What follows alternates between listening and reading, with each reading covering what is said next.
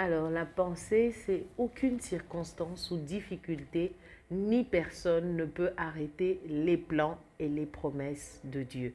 C'est signé David Jérémie. Jérémia, c'est ça, Jérémie. Aucune circonstance ou difficulté, ni personne ne peut arrêter les plans et les promesses de Dieu. Waouh, quelle déclaration. Aïe, aïe, aïe. Ah oui. Aïe, aïe, aïe. Et ça me fait penser à ce verset qui dit « J'agirai. Qui s'y opposera ?» dit le Seigneur. Qui Il lève le doigt qu'on le voit un peu. Ah oui. Il n'est même pas encore né. Il ne naîtra jamais. Il n'a même pas l'intention de naître. Ce n'est pas prévu. Aïe, aïe, aïe. C'est vrai, hein? Il faut dire que c'est une phrase de quelqu'un qui a la foi et quelqu'un qui comprend que il n'est pas n'importe qui, son identité crie plus fort que ce qu'il est en train de vivre en ce moment, la circonstance dans laquelle il est en train de se retrouver. Ça peut être une circonstance de maladie, ça peut être une circonstance d'infertilité, ça peut être une circonstance de stérilité, ça peut être une circonstance de manquement, mais ça ne changera pas les plans de Dieu. Et j'aime aussi, on dit personne. Donc, que ce soit les circonstances, la Bible dit, la nature elle-même ne vous enseigne-t-elle pas. Donc, même si la nature, même s'il se mettait à pleuvoir et que le toit quittait la charpente pour aller chez les voisins, ça ne changera pas ce que Dieu a prévu de faire. Du reste, la Bible dit qu'il a des plans merveilleux pour sa créature, pour ceux qui lui appartiennent, pour ceux qui sont attachés à lui, pour ceux qui ne dépendent que de lui, pour ceux qui n'ont que lui comme référence et repère. Donc personne, que ça soit, quand on dit personne, ce n'est ni tes parents, ni ton oncle, ni les phrases prononcées, ni les malédictions, ni les liens, ni les hôtels, rien de tout cela ne mettra un point final à ce que Dieu a prévu de faire sur votre vie, dans votre vie. Il est fidèle. Ah, j'aime vraiment cette parole des Écritures qui est en train de dire de la même manière que la pluie tombe et ne rentre pas sans pour autant produire des effets. Il en est ainsi de ma parole. Ah, si la pluie en tombant là, elle fait soit des dégâts, soit elle arrose le champ pour que ça arrive, on arrive à voir des matembele, des bibois, des oranges, des tomates, tout ce que vous voulez. Eh bien, c'est la même chose aussi pour la parole de Dieu. Ce que Dieu dit est oui et amen. Ce que Dieu dit, c'est ça qui va arriver. Et pour finir, je vais dire ce que les hommes disent, c'est virgule. Ce que les circonstances produisent, c'est virgule. Ce que les difficultés nous montrent en apparence, c'est virgule. Mais ce que Dieu dit, c'est ça qui met un point final à la vie des enfants de Dieu. Donc voilà. Il y a aussi l'aspect de l'interpellation. Quand je lisais cette pensée, j'ai vu une interpellation de la part du Seigneur.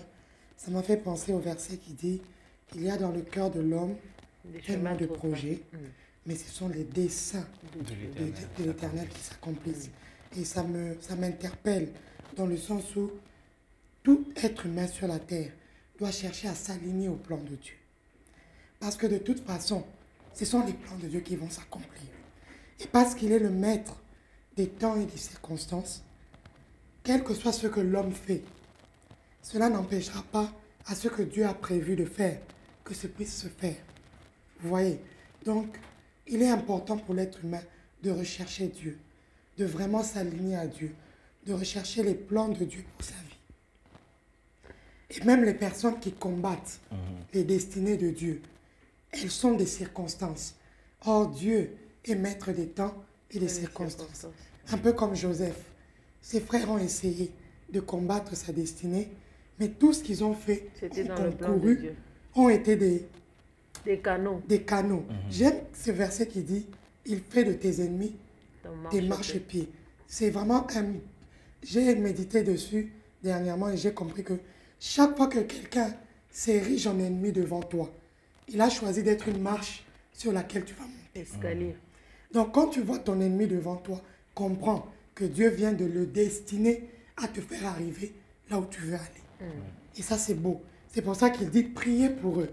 Parce qu'ils se sont érigés en ennemis, ils sont en train de faciliter ta montée.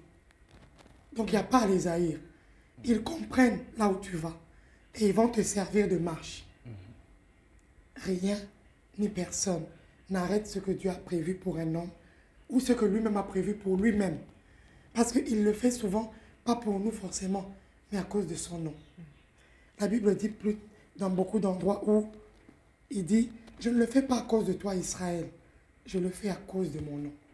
Israël, si je dois prendre les critères, tu n'es pas qualifié, mais à cause de ma fidélité, je vais te sortir, je vais faire ça.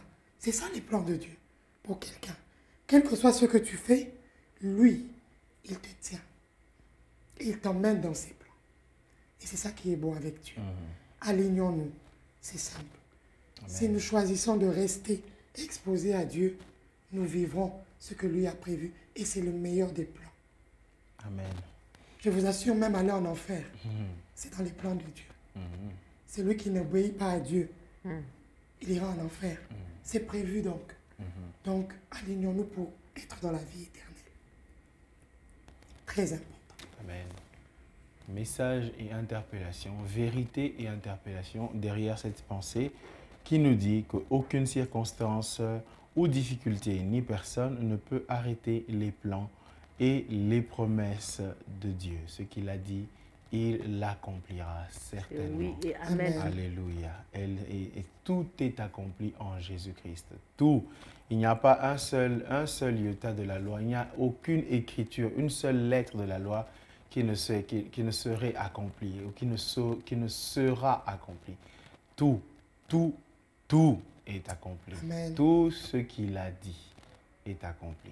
Alors, ne fouillons pas. Qui pourra fuir loin de la face de l'Éternel? Comme a dit David, si je disais que j'irais dans l'eau, tu es là. Il dit, je monte au ciel, c'est là-bas que tu es. Donc, où est-ce que je vais aller? Sous la terre, il est là. Donc, inutile de s'enfuir. Confions-nous en l'Éternel. Ayons confiance. L'adversité, ce sont des marches que le Seigneur dispose devant nous pour nous permettre de gravir, justement, d'atteindre le niveau auquel il nous attend, auquel il nous appelle. Gloire au Seigneur. Merci, Maman Sarah. Merci, Maman Pamela. Que le Seigneur soit béni pour cette pensée.